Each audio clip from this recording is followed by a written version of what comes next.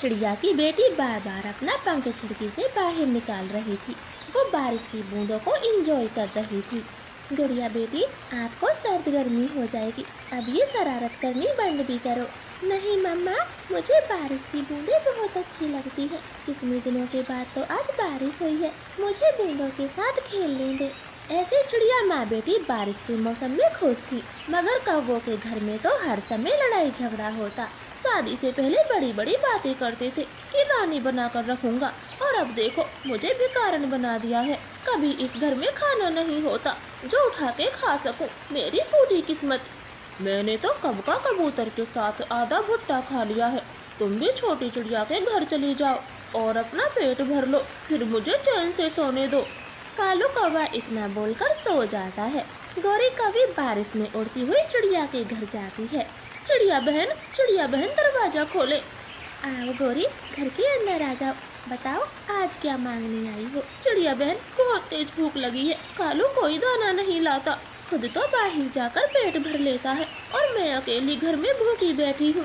कोई बात नहीं गौरी, मैंने चावल बनाए हैं, बस बनने ही वाले हैं, आप थोड़ी देर बैठ जाएं। फिर चिड़िया एक प्लेट चावल गौरी कौवी को भी दे देती है। गौरी पेट भर चावल खाती और अपने घर चली जाती है। गौरी का तो ये काम अब रोज का बन गया था। लेकिन एक दिन चिड़िया अपने घर पर नहीं थी। ये क्या, चिड़िया के घर पर ताला लगा है, अब क्या करूँ? मिट्ठू तोते के घर जाती हूँ। फिर गौरी कौवी मिट्ठू तोते के घर जाती है। मिट्ठू के घर में उसका कौवा दोस्त आया था। गौरी उसके सामने भोजन मांगने में शर्मा रही थी।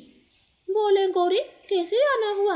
मैं कालू को ढूंढ रही हूँ। क्या तुमने कालू को देखा है? नहीं, मेरे घर में तो कालू नहीं आता और मैंने उसे नहीं देखा। ठीक है, अब मैं चलती हूँ। ऐसे गौरी कौवी वहाँ से चली जाती है। अच्छा मिट्ठू दोस्त, अब मैं भी चलता हूँ। फिर वो कौवा भी घर से निकल जाता है। उसे रास्ते में गौरी कौवी दिख जाती और वो गौरी के पास चला जाता है। आप तो वही पक्षी हो जो मिट्ठू तोते के घर आई थी। मिट्ठू का जिगरी दोस्त हूँ मैं, जोनी कौवा। मैं मिट्ठू की पड़ोसी हूँ। और आपका नाम क्या है? मेरा नाम जोनी कौवा है। चलो बैठकर बातें करते हैं। जहाँ आसपास एक ढाबा है। गौरी तो भूखी थी, वो मना कैसे करती और जोनी कौवे के साथ ढाबे पर चली जाती है। आप क्या खाओगी, खट्टा, मीठा या चटपटा? जी, मेरे लिए खाना मंगा दे। ठीक है भैया, 2 प्लेट तंदूरी और शाही पनीर की लगा दो। फिर वेटर उल्लू उन्हें खाना देकर आता है। गौरी तो पहली बार ढाबे पर खाना खा रही थी। वो पूरी प्लेट चट कर जाती है। खाना बहुत टेस्टी था, क्यों जोनी जी? हाँ, तभी तो मैं यहाँ खाना खाने आता रहता हूँ। यहाँ के जैसा स्वादिष्ट खाना कहीं नहीं मिलता। ऐसे वो दोनों बातें करते हैं और उनमें दोस्ती हो जाती। गौरी कौवी तो जोनी कौवे को पसंद करने लगी थी। वो एक दिन मन ही मन सोचती है, जोनी कितना अच्छा है, ढाबे पर खाता है, इस मरे कालू की तरह नहीं। मुझे सूखी रोटी भी समय पर नहीं खिला सकता। जोनी जैसा मेरा पति होता तो मैं रानियों की तरह राज करती। गौरी कौवी ऐसे सोचती है। एक दिन जोनी कौवा मिट्ठू के घर आता है। वो गौरी का इंतजार करता और गौरी भी उसे दिख जाती है। वो तो भागकर गौरी के पास आ जाता है। जोनी जी, आप कब आए? मैं बहुत देर का आया पड़ा हूँ, अब बस जाने ही वाला था, बस आप दिख गई। चले, मुझे भी जंगल से बाहर कुछ काम है। दोनों साथ साथ चलते हैं। ऐसे वो दोनों एक साथ उड़ते हैं और उसी ढाबे पर पहुँच जाते। गौरी जी, आप बहुत सुंदर हो, क्या मुझसे शादी करोगी? हाँ जोनी जी, क्यों नहीं, आप भी मुझे बहुत पसंद हो। लेकिन आपका पति कालू कौवे का क्या होगा? भाड़ में जाए वो, मुझे कभी ढाबे पर नहीं लेकर आता। ऐसा पति किस काम का जो अपनी पत्नी को दोनों समय भूखी रखे। उनकी बातें रानो चिड़िया सुन लेती है। गौरी, आपको शर्म नहीं आती? किसी गैर कौवे के साथ घूमती हो और कालू को धोखा दे रही हो। मैं सबको बता दूंगी। इतना बोलकर रानो चिड़िया वहाँ से उड़ जाती है। जोनी जी, उस छोटी चिड़िया का कुछ करो। मेरा कालू पति रात को घर लौटेगा। वो अपने मामा जी के घर गया है। मुझे बहुत डर लग रहा है। तुम चिंता मत करो, मैं इस छोटी चिड़िया को अच्छा सबक सिखाऊंगा। फिर रात हो जाती है और जोनी कौवा चेहरा ढककर चुपके से चिड़िया के घर को आग लगा देता है। अब मर जाएगी और किसी को कुछ भी नहीं बता पाएगी। आग आग, गुड़िया हमारे घर को आग लगी है, जल्दी से भागे, खिड़की से भागे। बेटी खिड़की से भागे। रानो चिड़िया बड़ी मुश्किल से आग से बाहर निकलती है। उनका पूरा घर जलकर नीचे गिर जाता है। मम्मा मम्मा, आपके तो पंख जल गए। गुड़िया बेटी, जरा सी चोट है, आपको कुछ नहीं हुआ, बस यही काफी है। हाँ मम्मा, मैं ठीक हूँ, मगर हमारा घर तो जल गया है, अब हम कहाँ रहेंगे? गौरी तो अपने घर में आने नहीं देगी। कालू भैया घर पर है नहीं, मुझे कोई और इंतजाम करना होगा। फिर चिड़िया को बड़े बड़े पालक के पत्तों का ख्याल आता है और वो पालक लेने चली जाती है। बूढ़ी माँ जी, मेरा घर जल गया है और मेरे पंख में चोट भी आई है, क्या आप मुझे थोड़े पालक के पत्ते दे सकती हो? क्योंकि मुझे पालक के पत्तों से घर बनाना है। ले जाओ, वैसे भी अब ये पालक किसी काम का नहीं, जितना मर्जी उतना ले जाओ, गर्मियाँ आने लगी है, पालक कोई नहीं खाता। फिर छोटी चिड़िया ढेर सारे पालक के पत्ते तोड़ लेती है और घर बनाकर उसमें रात बिताती है। सुबह को कालू कौवा आता है, चिड़िया उसे सब कुछ बता देती है। गौरी, मुझे तुमसे ये उम्मीद नहीं थी, माना कि मैं आलसी और कामचोर हूँ, मगर तुमसे बहुत प्यार करता हूँ और इसीलिए मामा जी के जंगल गया था काम ढूंढने, और देखो वहाँ से तुम्हारे लिए सोने का हार भी लाया हूँ। सोचा था सरप्राइज दूंगा, मगर यहाँ तो मुझे ही सरप्राइज मिला है, अब मैं क्या करूँ? गौरी, अब भी कुछ नहीं बिगड़ा है, कालू भैया से माफी मांग लो। नहीं चिड़िया बहन, रहने दो, इसको जो अच्छा लगेगा ये वही करे। गौरी को पछतावा होता है और वो दोनों से माफी मांगती। कालू जी, मुझे माफ कर दे, बहुत बड़ी गलती हो गई थी, मगर मैं भी आपसे ही प्यार करती हूँ, तुम्हारे बिना नहीं रह सकती। कालू भैया, गौरी को माफ कर दे, थोड़ी गलती आपकी भी है। ठीक है चिड़िया, गौरी मैंने तुम्हें माफ किया। चिड़िया बहन, आप भी मुझे माफ कर दे, मैंने ही आपके घर को आग लगवाई थी, अनजाने में मुझसे बहुत बड़ी गलती हो गई। गौरी, मैंने हर समय आपका साथ दिया और तुमने मेरे घर को ही जलवा दिया। प्लीज चिड़िया बहन, माफ कर दे, मैं बहुत बुरी हूँ, मगर अब आगे से ऐसी कोई गलती नहीं करूँगी, प्लीज बहन माफ कर दे। फिर चिड़िया गौरी को माफ कर देती है और वो दोनों फिर से अच्छे पड़ोसियों की तरह रहने लगते। तो प्यारे दोस्तों, प्लीज हमारी कहानी को लाइक और चैनल को सब्सक्राइब करें। आपका धन्यवाद। छोटी चिड़िया का पति रिक्शा चलाने का काम करता था। रानो के घर में उसकी बूढ़ी सास और 2 बच्चे थे और वो एक कच्चे मकान में अपना गुजर बसर कर रहे थे। सुबह का समय था। मम्मा चिड़िया अपने बच्चों से कहती है, गुड़िया कुकू, जल्दी से स्कूल के लिए तैयार हो जाओ, पापा आप दोनों को स्कूल छोड़ देंगे। मम्मा, आप मुझे नहला दें। देखो मम्मा, वैसे तो बड़ी बड़ी बातें बनाता है और खुद से नहाया भी नहीं जाता। गुड़िया कहेगी, हर समय अपनी चोट चलानी जरूर होती है, मेरे पंख कमर तक नहीं पहुंच पाते, इसलिए मम्मा से नहाऊंगा, तुम्हारी तरह नहीं हूँ, गंदा संदा नहाया और चल दिए। अच्छा ठीक है, अब तुम दोनों चुप हो जाओ, मुझे नाश्ता भी बनाना है। फिर मम्मा चिड़िया जल्दी जल्दी कुक्कू को नहला देती है और कुछ देर बाद दोनों को रिक्शे में बिठाकर स्कूल भेज देती है। पापा क्या आप हमें छुट्टी में भी लेने आएंगे? नहीं गुड़िया बेटी, आज मैं पश्चिम के जंगल की सवारी लेकर जाऊंगा, मैं पैसे दे दूंगा। फिर गुड़िया कुक्कू का स्कूल आ जाता है। दोनों बच्चे पापा से टाटा करते हैं। टाटा बच्चों, अच्छे से पढ़ाई करना, और कुक्कू दीदी की सब बातें माना करो। ऐसे पापा चिड़िया अपना रिक्शा सीधे ले जाता है। इसी तरह से वो बहुत खुश थे। फिर एक शाम टुन्नू चिड़े का भयंकर एक्सीडेंट हो जाता है और टुन्नू चिड़े को जल्दी से नजदीकी अस्पताल में एडमिट कराया जाता है। कीड़े पड़े उस दारूबाज को जो नशे की हालत में मेरे बेटे को मार गया। वो तो शुक्र मानो एक्सीडेंट हमारी आंखों के सामने हुआ था और हम जल्दी से आपके बेटे को यहाँ ले आए, वरना अब वो जिंदा नहीं रहता। पूरे 15 दिन के बाद टुन्नू को अस्पताल से छुट्टी मिलती है। उसे गाड़ी में घर लाया जाता है। आसपास के सभी पक्षी बातें कर रहे थे। हाय राम, टुन्नू अब कभी चल नहीं पाएगा, मैंने सुना है उसके दोनों पंख खराब हो गए, उनमें जान ही नहीं बची। ये तो बहुत बुरा हुआ, अब कौन कमाएगा, घर में एक के ही ऊपर तो परिवार चल रहा था, अब बेचारों का क्या होगा। अब होना क्या है, रानो ही मेहनत मजदूरी करके पेट भरेगी सबका, जिंदगी ऐसे ही कटती है। सब पक्षी ऐसे बातें बना रहे थे। रानो तो बहुत दुखी थी। हे ऊपर वाले, तू मेरी जान ले लेता मगर मेरे बेटे को तो बख्श देता। मैं बुढ़िया जी कर क्या करूँगी। माँ जी, टुन्नू जी बहुत जल्द ठीक हो जाएंगे, मुझे पूरा यकीन है, आप चिंता ना करें।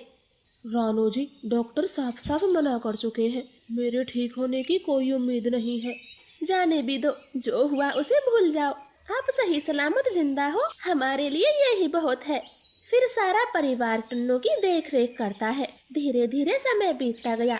अब उनका परिवार महागरीबी से गुजर रहा था।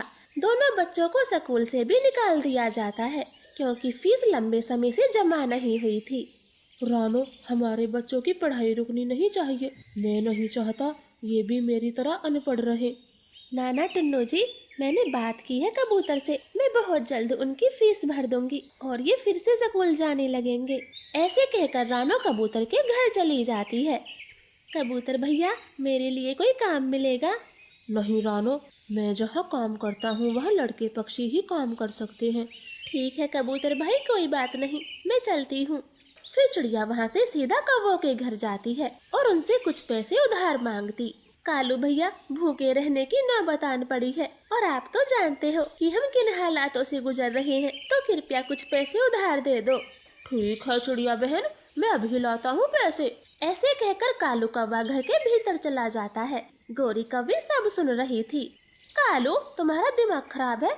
जो इस चिड़िया को पैसे देने चले हो उसकी हालत तो देखो। किसी दिन ये घर बार बेचकर भीख मांगेंगे और फिर हमारे पैसे कौन देगा? गोरी, तुम ठीक कह रही हो, ये तो मैंने सोचा ही नहीं। मैं अभी मना करके आता हूँ।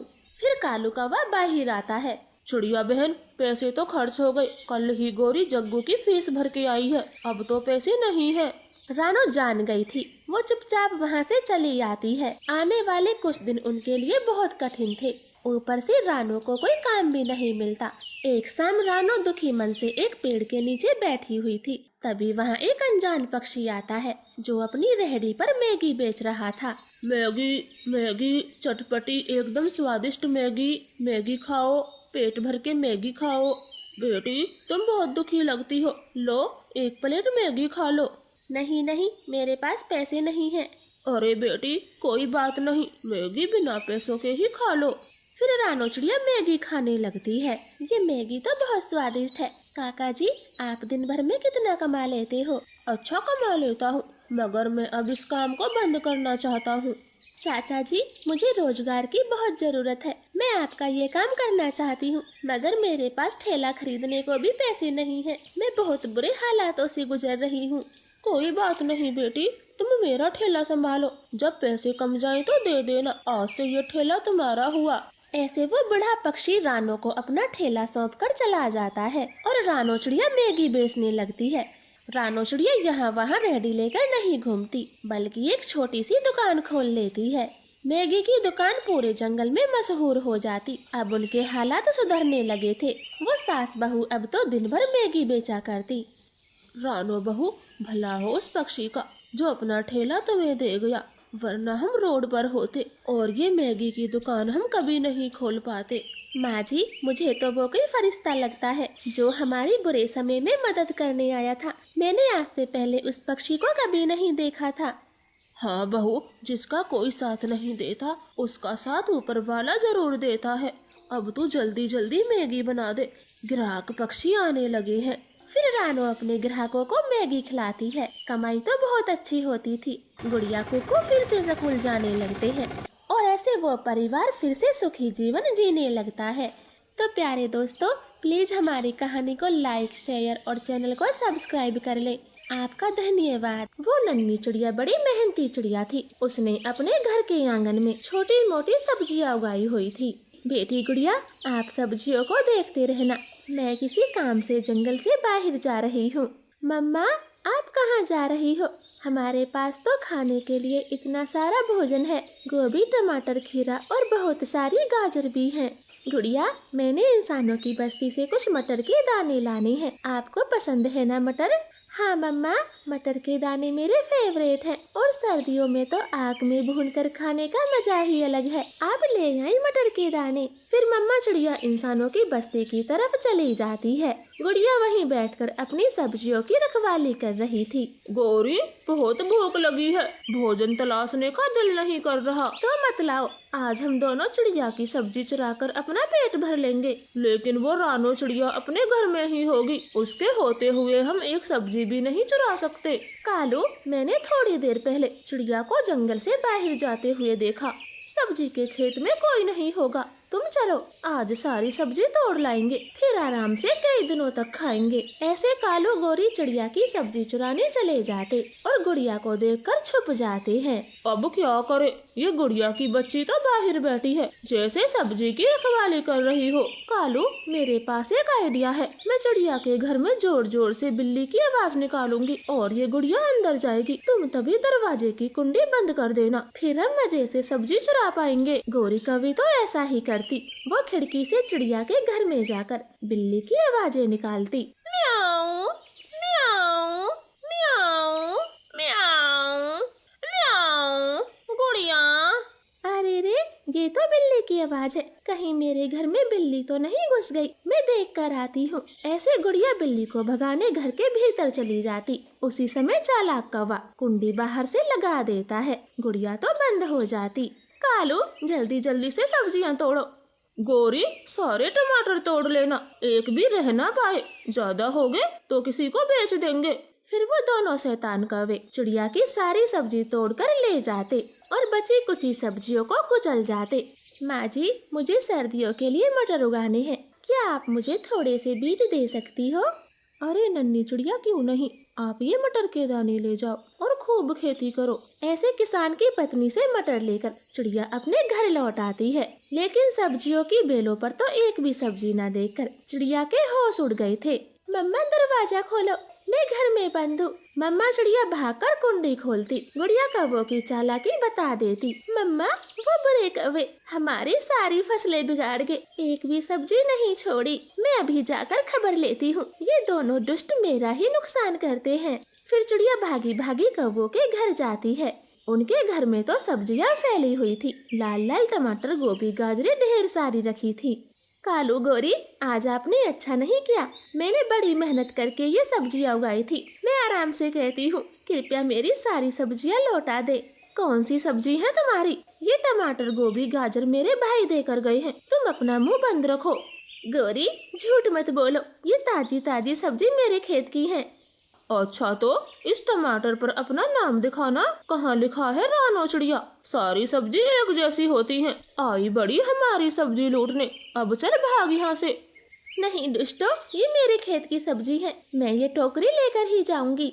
रानो ने इतना कहा ही था कि बुरे कौवे चिड़िया को मारने पीटने लगते। रानो बेचारी रोते हुए वहाँ से चली आती है। मम्मा, कोई बात नहीं, आप दोबारा से सब्जी उगा लेना। हम सर्दियों में पेट भर मटर खाएंगे, लेकिन आप दोबारा से कौवों के घर कभी मत जाना। नहीं गुड़िया बेटी, इस बार मैं जालम कौवों को अच्छा सबक सिखाऊंगी। वो हर बार ऐसा करते हैं, मेरी मेहनत को चुरा लेते हैं और मुझे पीटते भी हैं। चुप नहीं बैठूंगी। ऐसे चिड़िया को तो बहुत गुस्सा आ रहा था। वो बुरे कौवों को सबक देने की ठान लेती है और अपने आंगन में कुछ नहीं बोती। एक दिन किसान की पत्नी के पास जाती है। बोले, नन्ही चिड़िया, आपने मटर की फसल उगा ली है? नहीं माँ जी, मैंने मटर नहीं बोए। क्या आप मुझे ऐसी कोई फसल बता सकती हो जो चोरों को दिखाई ना पड़े? हाँ नन्ही चिड़िया, ऐसी कई फसलें हैं और अब तो सर्दियाँ आने वाली हैं। तुम ये शकरकंदी के बीज ले जाओ। ये फल जमीन के अंदर उपजता है, ऊपर तो बस छोटे मोटे पौधे उगते हैं और ये खाने में बहुत अच्छी लगती हैं। माँ जी, आपका धन्यवाद। अब मैं अपने आंगन में शकरकंदी ही बोऊंगी। किसान की पत्नी से शकरकंदी के बीज लेकर चिड़िया अपने घर को आ जाती है और उन्हें जमीन में दबा देती। ये बातें गुड़िया को पता नहीं थी। धीरे धीरे दिन बीतते गए। अब जंगल में सर्दियों का मौसम आ गया था। मम्मा, आपने इस बार क्या बोया है? पत्तों के सिवा कुछ भी नहीं उगा है। गुड़िया बेटी, मैं अभी कुछ लेकर आती हूँ। फिर रानो चिड़िया अपने खेत में जाती और छुपके से एक शकरकंदी निकाल कर ले आती। फिर गुड़िया को भून कर खिलाती। मम्मा, ये तो मीठी और बहुत स्वाद है। अच्छा, अब बता भी दे, ये आप कहाँ से लाई हैं? गुड़िया बेटी, ये हमारी फसल है, मैं इसे जमीन के भीतर से लाई हूँ। ये बात किसी को पता नहीं है, खासकर उन दुष्ट कौवों को। हाँ मम्मा, अब पता चलेगा उन कौवों को जब भूख से मारे मारे फिरेंगे। कालू, कोई सूखा दाना ही ले आओ, मेरी भूख के मारे जान निकली जा रही है। मैं भी तो कल से भूखा हूँ, मगर ऐसी कड़कती ठंड में दाना कहीं नहीं मिल रहा। कालू, उस छोटी चिड़िया ने क्या सब्जी बो रखी है? कुछ भी नहीं, उसके आंगन में बस घने पत्ते हैं और कोई फल सब्जी दिखाई नहीं देता जिसे हम खा सकें। अब भूखे मरेंगे। चलो कालू, मैं भी चलती हूँ, कहीं से दाना ढूंढ कर ही लाएंगे, भूख से नहीं मर सकते। फिर गौरी कौवी और कालू कौवा तेज सर्दी में दाने की खोज को निकल जाते। उन्हें एक गाजर का खेत दिखाई देता और वो तो जल्दी जल्दी से गाजर खाते हैं। ये सब खेत की मालिक चील देख रही थी। वो दोनों कौवों को दबोच लेती है। रुक जाओ कौवो, कमा कर नहीं खा सकते, चोरी का मुंह लगा हुआ है, तुम्हें तो आज सबक सिखा के रहूंगी। चील दोनों को बहुत मारती है। चील दीदी, हमसे गलती हो गई, अब कमा कर खाएंगे, चोरी नहीं करेंगे। हाँ चील दीदी, जाने भी दे, सर्दी में बहुत मार लिया, अगर अब कहीं चोरी की तो याद कर लेना, बहुत मार लगाऊंगी। अब तो छोड़ रही हूँ, चलो भागो यहाँ से। ऐसे चील दोनों को छोड़ देती है। अब तो चील की मार के डर से कौवे चोरी करना छोड़ देते और मेहनत की कमा कर खाना शुरू करते। तो प्यारे दोस्तों, आपको हमारी कहानी कैसी लगी कमेंट करके जरूर बताएं। आपका धन्यवाद। इन दिनों रामपुर के जंगल में भयानक ठंड पड़ रही थी। छोटे पक्षियों का आना जाना बहुत कठिन हो गया था। ऐसे में ना जाने कितने बूढ़े पक्षी तो मर भी गए थे। हाय कालू, आग जला दो, इस ठंड से मेरे पंख सुन्न हो गए हैं और जग्गू को देखे, ठंड से कांपने लगा है। गौरी जी, पूरे दिन आग जला कर रखी है, अब लकड़ी खत्म हो गई और आग कैसे जलाऊं? कालू, कुछ भी करो, आग तो जलानी होगी, वरना हम तीनों की कुल्फी जम जाएगी। ठीक है, मैं कहीं से लकड़ियों का जुगाड़ करता हूँ, तुम जग्गू को पंखों में छुपा लो, हमारे बेटे को सर्दी नहीं लगनी चाहिए। ऐसे बोलते हुए कालू कौवा घर से बाहर निकल जाता है। उसे तो कुछ भी दिखाई नहीं दे रहा था, सब जगह सफेद धुंध छाई हुई थी। अरे, मैं कौन सी दिशा में जाऊँ, मुझे तो कुछ समझ नहीं आ रहा। एक काम करता हूँ, रानो के घर चला जाता हूँ, चिड़िया का घर यहीं कहीं होगा। फिर कालू कौवा अंदाजे से चिड़िया का घर ढूंढने लगता है। मम्मा, बहुत भूख लगी है, क्या आज भी शिकार नहीं लाओगी? बेटा चीलू, जंगल में ठंड बहुत है, इसलिए कोई पक्षी अपने घर से बाहर नहीं निकल रहा। माँ, इसका मतलब अभी और दिन भी भूखा रहना होगा। नाना चीलू, हमें शिकार खाए 5 दिन हो गए हैं, आज तो मुझे कैसे भी करके शिकार पकड़ना ही होगा। तू गुफा से बाहर ना जाना, मैं कुछ ढूंढ कर लाती हूँ। फिर खतरनाक चील शिकार की खोज में चली जाती है। वो उड़ती हुई एक खाली जगह में बैठी हुई थी। वह कालू कौवा चिड़िया का घर ढूंढ रहा था। रानो बहन, आप मेरी आवाज सुन पा रही हो? मैं रास्ता भटक गया हूँ। ये तो किसी पक्षी की आवाज है, लगता है रास्ता भटक गया है, मुझे ये मौका गंवाना नहीं होगा। चिड़िया, मैं यहाँ फंस गया हूँ, आप मेरी मदद करो। रानो चिड़िया का घर यहाँ भी नहीं है, अब मैं कहाँ जाऊँ? कालू कौवा वहाँ से उड़ने ही वाला था, तभी चील बोलती है, कालू भैया, आप कहाँ हो? मैं आपकी आवाज सुन पा रही हूँ। रानो, मुझे कुछ समझ नहीं आता, आपका घर कहाँ है? धुंध में कुछ दिखाई नहीं दे रहा। कालू भैया, आप मुझे दिख रहे हो, कहीं जाना मत, मैं आपके पास आती हूँ। ऐसे बुरी चील धीरे धीरे कालू कौवे के पास चली जाती और उस पर हमला कर देती है। उसे अपने पंजों में जकड़ लेती। चील, मुझे छोड़ दो, मुझे घर जाने दो, मेरा बच्चा भूखा है। ऐसे कैसे जाने दो? बड़ी मुश्किलों से तो एक शिकार पकड़ा है, तुझे तो नमक मिर्च लगा कर खाऊंगी। कालू कौवा खूब रोता है, मगर चील कालू कौवे को पकड़कर ले जाती है। इधर गौरी और जग्गू तो बहुत दुखी हो रहे थे। मम्मा, पापा कब आएंगे? बेटा जग्गू, पापा आ जाएंगे, आप सो जाएं। इस तरह से पूरी रात गौरी कौवी कालू की राह देखती रही। सुबह होते ही वो कालू को ढूंढने निकल जाती है। रानो बहन, कल रात कालू आपके घर आया था क्या? नहीं गौरी, कालू कल तो नहीं आया। बात क्या है जो आप रो रही हो? रात को कालू लकड़ी लेने घर से निकला था, मगर अब तक घर नहीं लौटा, मेरा दिल तो बैठा जा रहा है। गौरी, तुम रो मत, कालू भैया किसी मुसीबत में फंस गए होंगे, चलो हम दोनों मिलकर ढूंढते हैं। ऐसे गौरी कवि और रानो चिड़िया कालू को ढूंढने चली जाती हैं। उन्हें कालू का पंख नीचे जमीन पर गिरा दिख जाता है। रानो, ये तो मेरे कालू के पंख हैं। कालू, मेरे कालू को किसी चील ने मार दिया होगा। अब मेरा क्या होगा? गौरी, जो होना था वो हो गया। तुम्हारा एक बेटा भी है, उसके लिए हिम्मत से काम लो। अगर तुम ही ऐसे रोगी तो जग्गू को कौन संभालेगा? ऐसे गौरी कवि को समझाते हुए रानो उसे घर ले आती है। मम्मा, पापा नहीं आए? जग्गू बेटे, आपके पापा लकड़ियाँ लेने जंगल से बहुत दूर चले गए हैं, इसलिए उनको लौटने में समय लगेगा। तब तक आप मम्मा के साथ रहो। फिर गौरी अपने बेटे जग्गू के साथ रहती है। अब वो सारे काम करती जो पहले कालू कौवा किया करता था। फिर एक रात बारिश होती है। गौरी कवि का घर कमजोर था, वो पहली बारिश में ही टूट जाता है। मम्मा, हमारा घर टूट गया, अब हम कहाँ रहेंगे? बेटा जग्गू, रानो आंटी के घर चलते हैं, वो हमारी मदद जरूर करेंगी। वो दोनों माँ बेटा चिड़िया के घर चले जाते और दरवाजा जोर जोर से खटखटाते हैं। चिड़िया बहन, हमारा घर तेज बारिश की वजह से टूट गया है, अब हम कहाँ जाते? इसलिए आपके पास आ गए हैं, कृपया मना ना करना। गौरी बहन, मैं तो आपको कभी मना नहीं करती, मगर मेरी खड़ूस सास आपको घर में नहीं रहने देगी। वो कल ही अपने जंगल से मेरे घर आ गई हैं, लेकिन फिर भी आप दोनों घर में आ जाएं। मैं एक बार उनसे विनती कर लेती हूँ। रानो की सास तो गौरी से बहुत जलती थी और उसे फटाक से मना कर देती। दुखी गौरी कवि एक डाल पर बैठकर अपने पति कालू कौवे को याद कर रही थी। कालू, तुम साथ थे तो सब कितना अच्छा था, जीवन में खुशियाँ ही खुशियाँ थी। आप हमें छोड़कर क्यों चले गए? हमारा जीना दुर्भर हो गया। मम्मा, पापा कितनी दूर चले गए हैं, चलो हम उनके पास चलते हैं, वो हमें मिल जाएंगे।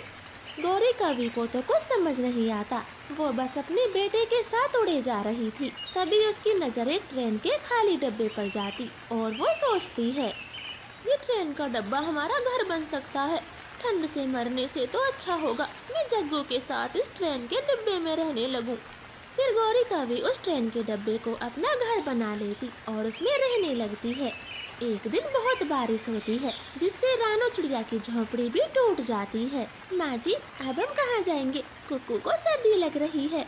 रानो बहू, मुझे क्या पता, मेरी खुद कुल्फी जम रही है। फिर वो तीनों भी किसी घर की तलाश में उड़ने लगते हैं। ट्रेन की खिड़की से गौरी कवि उनको देख रही थी। वो भागकर सबको ट्रेन घर में लेकर आती है। गौरी, आप यहाँ रहती हो? हाँ रानो, जब से मेरा घर टूटा है मैं इसी ट्रेन के डब्बे में रहती हूँ, और ये कितना बड़ा है, आप सब भी यहाँ आराम से रह सकते हो। गौरी, मुझे माफ कर दे, उस दिन मैंने तुझे घर से निकाल दिया था, मैं बहुत शर्मिंदा हूँ। आंटी जी, ये रेल का डब्बा मेरा थोड़े ना है जो मैं अपनी हुकूमत चलाऊं। मेरी तरह आप भी बेबस हो, इसलिए मैं अच्छी तरह से जानती हूँ ठंड में भटकना कितना मुश्किल होता है। अरे वाह गौरी, आज तो आप बहुत समझदार हो। अब हम सब यहाँ मिलकर रहेंगे। हाँ रानो, अब मैं जल्दी से आग जला देती हूँ, कुक्कू माँ जी को ठंड लगी होगी। फिर गौरी कवि ट्रेन के डब्बे में आग जलाती है और सब मिलजुल कर ट्रेन घर में रहने लगते हैं। प्लीज प्यारे दोस्तों, हमारी कहानी को लाइक और चैनल को सब्सक्राइब करें। आपका धन्यवाद।